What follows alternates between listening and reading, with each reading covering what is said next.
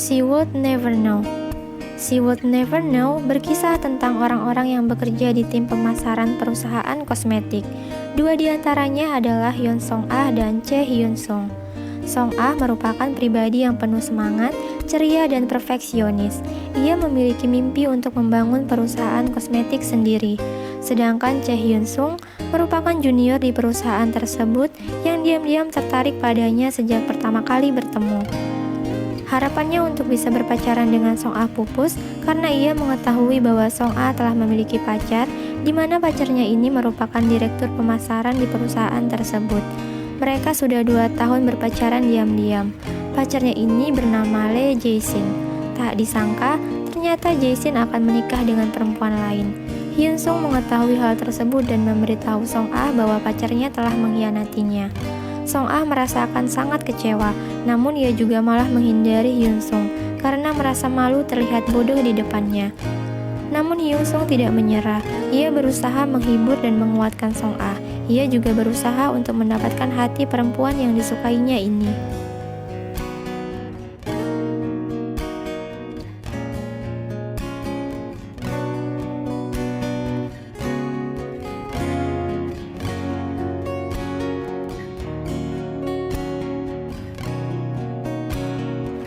Doom at Your Service. Doom at Your Service berkisah tentang kehidupan seorang wanita bernama Tak Do Kyung yang bekerja sebagai editor novel. Ia bekerja sangat keras. Saat ia masih kanak-kanak, orang tuanya telah meninggal dunia. Dia dan adik laki-lakinya kemudian diasuh oleh saudara perempuan dari ibunya. Kehidupannya semakin menyedihkan setelah ia divonis mengidap kanker otak yang sangat mematikan. Bahkan, usianya diperkirakan hanya tinggal 100 hari lagi. Seakan kesal dengan kehidupannya, Tak Do Kyung yang pada waktu itu melihat bintang jatuh dari atap rumahnya, mengucapkan permintaan sambil berteriak. Ia mengumpat atas hidupnya yang tidak beruntung, dan juga berharap agar semua yang ada di dunia ini lenyap selamanya. Tak disangka, umpatannya ini terdengar oleh sosok dari dunia lain bernama Myul Mang, yang merupakan dewa kehancuran. Myul Mang menghampiri Do Kyung dan mengatakan bahwa ia akan mewujudkan permintaannya. Ia menawarkan sebuah perjanjian kepada Do Kyung. Dari sinilah perkenalan mereka bermula hingga akhirnya keduanya saling dekat.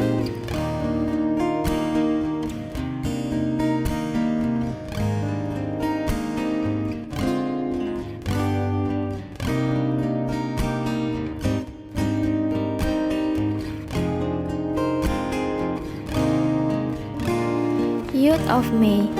Youth of May bercerita tentang romansa antara Hwang Hee-tae dan Kim Young-hee dengan latar tahun 1980, di mana pada masa itu terjadi pemberontakan Gwangju, salah satu peristiwa bersejarah di Korea Selatan.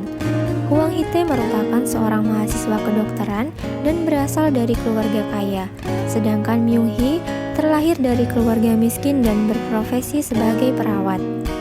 Kim Young-hee bersahabat dengan Lee So-ryun yang berasal dari keluarga kaya. Suatu hari, Myung-hee menyampaikan kabar baik kepada So-ryun bahwa ia mendapatkan beasiswa untuk berkuliah di Jerman. Namun, ia tidak mempunyai uang cukup untuk membeli tiket pesawat. Sedangkan So-ryun memiliki masalah lain. Ia diperintah oleh ayahnya untuk mengikuti kencan buta. So-ryun yang tidak ingin pergi ke kencan tersebut pun memiliki ide cemerlang. Ia meminta Myung-hee untuk menggantikannya. Sebagai imbalan, ia akan membelikan tiket pesawat untuk pergi ke Jerman.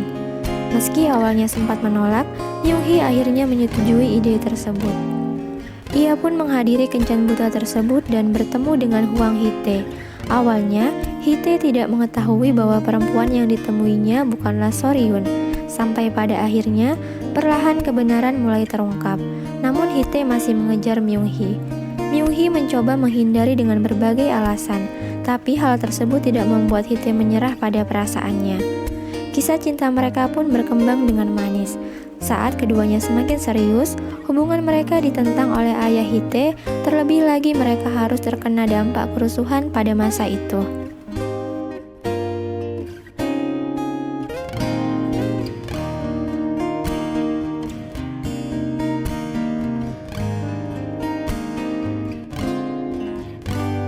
My Roommate is Gumiho.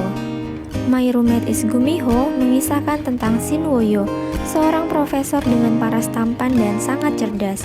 Namun, sebenarnya ia adalah seekor Gumiho, makhluk mitologi rubah berekor 9 yang berusia 999 tahun.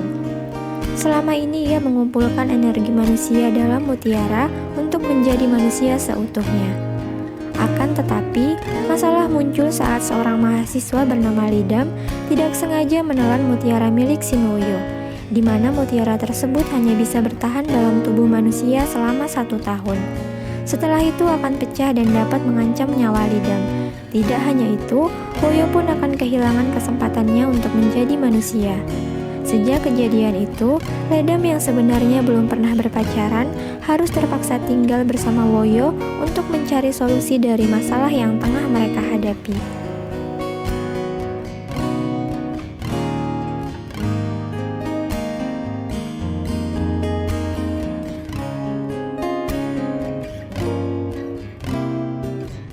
Move to Heaven. Move to Heaven mengisahkan tentang seorang remaja berusia 20 tahun bernama Geru yang mengalami sindrom Asperger, di mana ini merupakan gangguan saraf yang termasuk ke dalam autisme pada spektrum ringan. Ia tinggal bersama ayahnya yang merupakan pemilik jasa trauma cleaner yang dinamai Move to Heaven. Move to Heaven bertugas membersihkan ruangan tempat seseorang meninggal, termasuk mengumpulkan barang-barang mendiang untuk diserahkan kepada keluarganya. Suatu hari ayahnya meninggal dan membuat Geru tinggal seorang diri. Kemudian ia dikunjungi oleh pamannya yang baru saja dibebaskan dari penjara bernama Jo Sang-gu. Jo Sang-gu pun menjadi wali tetap Geru dan meneruskan jasa Move to Heaven.